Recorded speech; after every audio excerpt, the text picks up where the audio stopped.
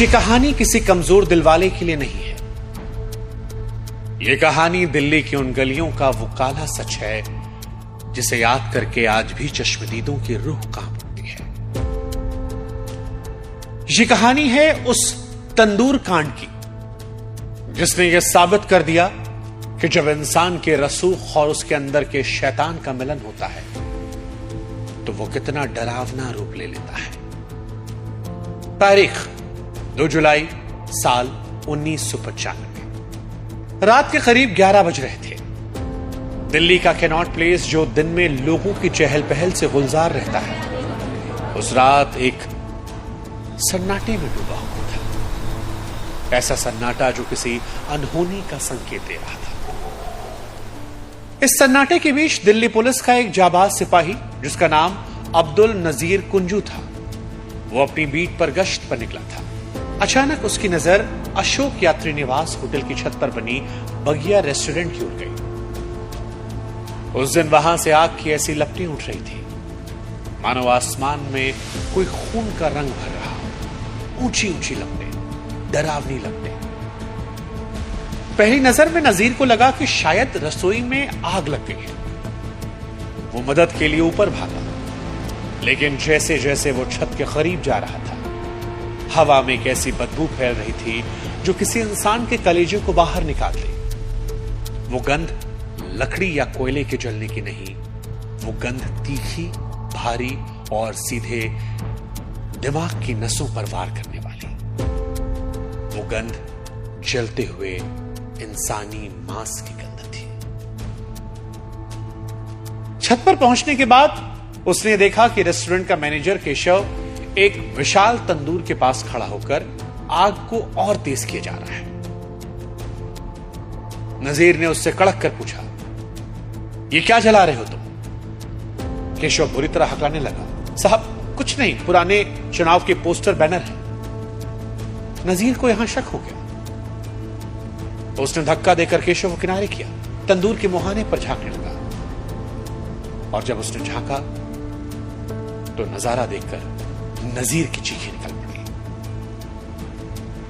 इस तंदूर की दहकती आग के बीच एक इंसानी धड़ जल रहा था जिसके पैर तंदूर से बाहर लटके थे। नजीर चिल्लाकर कहा, यह पोस्टर नहीं, ये तो किसी की लाश है। और उसी अंधेरे में अफरा तफरी का फायदा उठाकर एक साया वहां से भाग निकला। वो साया कोई और नहीं बल्कि दिल्ली की राजनीति का चमकता सितारा, युवा कांग्रेस का अध्यक्ष सुशील शर्मा था। इस खौफनाक अंत की शुरुआत हुई थी नैना साहनी के सपनों से। नैना जो कि एक ट्रेनी पायलट थी, जो बादलों के पार उड़ने की ख्वाहिश रखती थी। उसकी मुलाकात सुशील शर्मा से हुई। सुशील का रसूख, उसकी चमक धमक देखकर नैना उसकी तरफ खिंची चली आ रही थी। इन दोनों ने गुपचुप तरीके से मंदिर में शादी कर ली, लेकिन ये शादी नैना के लिए खुशियों का पैगाम नहीं बल्कि उसके लिए कफन की तैयारी थी। सुशील शर्मा एक शक्की मिजाज का इंसान था। वो नैना को अपनी जागीर समझने लगा। उसे पसंद नहीं था कि नैना किसी और से बातें करे या घर के बाहर कदम रखे। उसे सबसे ज्यादा चिढ़ नैना के पुराने दोस्त मतलूब करीम से थी। शक का यह जहर सुशील की रगों में इस कदर भर चुका था कि उसे हर फोन कॉल में साजिश नजर आती। नैना अपने ही घर में एक कैदी बनकर रह गई थी, जहां उसकी हर सांस पर सुशील का पहरा था। वो पायलट जो आसमान छूना चाहती थी, अब बंद कमरों में घुट रही थी। फिर आई 2 जुलाई की वो शाम। सुशील बंगाली मार्केट स्थित अपने फ्लैट पर पहुंचा। उसने देखा कि नैना हाथ में जाम लिए फोन पर किसी से बात कर रही है। सुशील को देखते ही नैना ने घबराकर फोन काट दिया। सुशील, जिसका दिमाग पहले से शक्की था, उसके दिमाग में मानो बिजली कौंध गई। उसने झटपट फोन उठाया, रीडायल किया। दूसरी तरफ करीम की आवाज थी। करीम आज भी उस दिन को याद करके सिहर उठता है। उसका कहना है वो सिर्फ एक दोस्त था, लेकिन सुशील की आंखों पर शक की पट्टी बंधी हुई थी। बस यही वो पल था जब सुशील के अंदर का इंसान मर गया और एक दरिंदा पैदा हुआ। उसने अपनी लाइसेंसी रिवॉल्वर निकाली और नैना की आंखों में झांका। नैना की आंखों में खौफ था, रहम की भीख थी, लेकिन सुशील पर खून सवार था। उसने ट्रिगर दबाया। 3 गोलियां। पहली गोली नैना के सिर को चीरती हुई निकली, दूसरी उसके गर्दन के कोमल टिश्यूज में धंस गई और तीसरी दीवार में जा लगी। नैना का शरीर फर्श पर गिर पड़ा। वो लड़की जो आसमान को नापना चाहती थी, अब ठंडी होकर अपने ही खून के तालाब में तैर रही थी। इस हत्या करने के बाद भी सुशील को कोई पछतावा नहीं था। उसे फिक्र थी तो बस अपने राजनीतिक करियर की। उसने बड़ी बेदर्दी से नैना की लाश को एक बोरी में भरा, कार की डिग्गी में डाला और पूरी रात दिल्ली की सड़कों पर उस लाश के साथ घूमता रहा। उसे डर था कि अगर लाश कहीं फेंक दी गई तो पुलिस उसे पकड़ लेगी। तभी उसे ख्याल आया अपने एक दोस्त के शव और उसके बगिया रेस्टोरेंट का। रात के सन्नाटे में वो रेस्टोरेंट पहुंचा। उसने केशव को सब सच बताया और दोनों ने मिलकर तय किया कि लाश को तंदूर में जला दिया जाए। ये कितना घिनौना था कि जिस तंदूर में लोग अपनी भूख मिटाने के लिए रोटियां पकने का इंतजार करते थे, आज वहां पर एक औरत के शरीर को राख किया जा रहा था। जब लाश तंदूर में नहीं समाई तो इन दरिंदों ने उसके साथ जो किया वो सुनकर रूह कांप जाएगी। उन्होंने लाश के कई टुकड़े किए ताकि सब आग में समा जाए। जब आग धीमी पड़ने लगी और मांस के जलने की गंध चारों तरफ फैलने लगी तो सुशील ने रेस्टोरेंट में रखा मक्खन और घी के डब्बे मंगवाए। उस मक्खन और घी को लाश के अंगों में उड़ेल दिया ताकि आग और ज्यादा तेज धधके और शरीर जल्दी जल जाए। वे दोनों वहां खड़े होकर नैना के जलते हुए जिस्म को देख रहे थे, मानो कोई उत्सव मनाया जा रहा हो। सुशील शर्मा को लगा था कि आग सब कुछ मिटा देगी, लेकिन वो भूल गया था कि कुदरत के पास न्याय करने का अपना ही तरीका होता है। सिपाही नजीर की मुस्तैदी ने उसे भागने पर मजबूर कर दिया। सुशील दिल्ली से भागकर राजस्थान, फिर मुंबई और मद्रास पहुंचा, लेकिन कानून के हाथ इससे कहीं ज्यादा लंबे थे। इस केस में सबसे बड़ी चुनौती थी लाश की पहचान। तंदूर की आग ने चेहरा और पहचान मिटा दिया था। शुरू में पुलिस और व्यवस्था पर दबाव बनाया गया कि मामले को रफा दफा कर दिया जाए। पहली पोस्टमार्टम रिपोर्ट में तो गोलियों का जिक्र तक नहीं था, लेकिन जब मामला मीडिया में उछला तो एम्स के डॉक्टर टी.डी. डोगरा के नेतृत्व में डॉक्टरों की एक टीम ने दोबारा जांच की। डॉक्टरों ने जली हुई लाश के अवशेषों और मांसपेशियों के बीच से वो गोलियां निकाली जो सुशील की रिवॉल्वर से चली थी।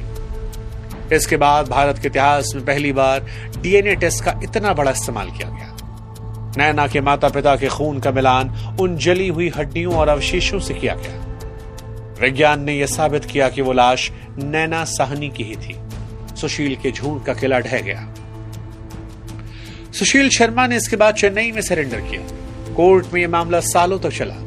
साल 2003 में निचली अदालत ने इसे रेयरेस्ट ऑफ रेयर केस यानी दुर्लभ से दुर्लभतम अपराध माना। जज ने कहा कि जिस क्रूरता से लाश को तंदूर में जलाया गया वो समाज के माथे पर कलंक था। सुशील को फांसी की सजा सुनाई गई। जेल के अंदर सुशील शर्मा का जीवन किसी आम कैदी जैसा नहीं था। उसने वहां भी अपने रसूख का इस्तेमाल करने की कोशिश की, लेकिन मीडिया की निगाहें टिकी हुई थी। फिर साल 2013 में सुप्रीम कोर्ट ने फांसी की सजा को उम्र कैद में बदल दिया। कोर्ट का तर्क था कि हत्या किसी आतंकी मानसिकता से नहीं, बल्कि एक पति के शक्की स्वभाव और गुस्से का नतीजा था। जेल में सुशील ने एक सुधरे हुए कैदी का चोला ओढ़ लिया। वो जेल की गतिविधियों में भाग लेने लगा और एक शांत कैदी बन गया। 23 साल जेल में रहने के बाद 2018 में दिल्ली हाईकोर्ट ने उसके अच्छे आचरण के आधार पर उसे रिहा करने का आदेश दिया। तंदूर कांड सिर्फ एक मर्डर केस नहीं था, यह उस समय की राजनीति की सबसे गंदी सच्चाई थी।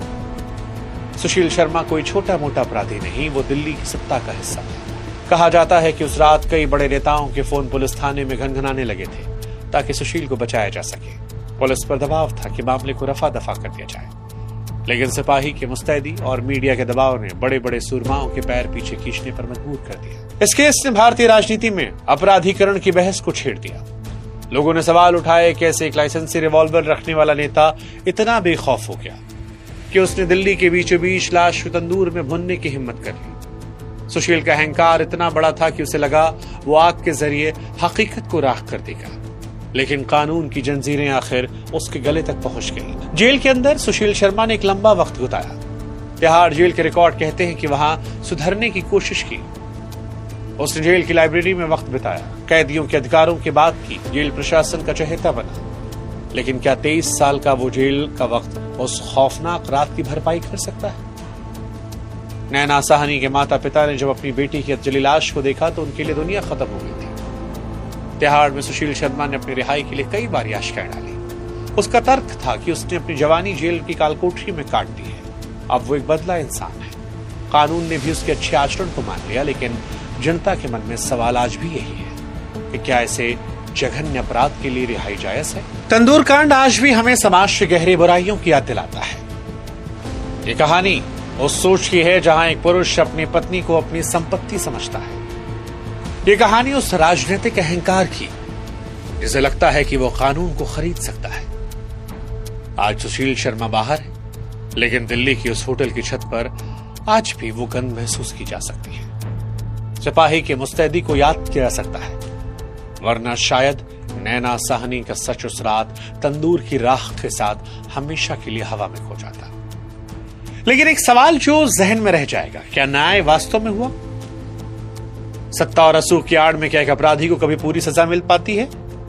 23 साल बाद एक आजाद कातिल का घूमना क्या उसके सपनों का अपमान नहीं जो नैना साहनी ने देखे थे? यह सवाल आज भी दिल्ली की हवा में गूंजता है। तंदूर की वो आग बुझ चुकी है, लेकिन उसकी तपिश आज भी समाज को झुलसा रही। अगली बार जब आप किसी तंदूर के पास से गुजरें और मक्खन की जलनी खुशबू आए, तो याद रखिएगा कि दिल्ली की एक रात ऐसी भी थी जहां यही खुशबू एक खौफनाक जुर्म का सबूत बनी थी। देखिए, समय सिखाता है कि न्याय भले ही देर से मिले, लेकिन सच को पूरी तरह कभी जलाया नहीं जा सकता। आज क्राइम बुक की कहानी में इतना ही।